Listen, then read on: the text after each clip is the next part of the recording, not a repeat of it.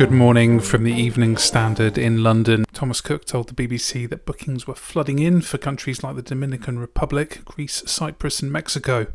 EasyJet also reported a 337% surge in flight bookings, according to the broadcaster. Prime Minister Boris Johnson's roadmap for easing coronavirus restrictions states that hotels can reopen and foreign travel will be permitted from the 17th of May at the earliest. The government's Global Travel Taskforce will reconvene to issue a report by the 12th of April, recommending how international trips can be safely facilitated. Climate change is a grave threat to global peace and security, Boris Johnson has warned as he prepares to chair a session of the United Nations Security Council on the issue. The Prime Minister said a warming planet is driving insecurity from the communities rooted by extreme weather and hunger to warlords capitalising on the scramble for resources. He called for action to help vulnerable countries adapt to climate change and cutting global emissions to net zero. This will require huge cuts to greenhouse gases and any remaining pollution to be offset through measures such as planting trees to protect prosperity and security.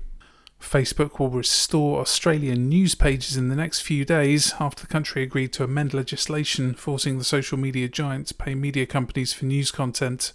Australia and Facebook have been locked in a standoff for more than a week as Canberra pushed ahead with the measure. The social networking company faced international condemnation over a move to block Australians from receiving news content on its platform. Joe Biden has led Americans in observing a moment of silence to commemorate the grim milestone of 500,000 COVID deaths in the US. The President urged the public to set aside partisan differences and fight the pandemic together.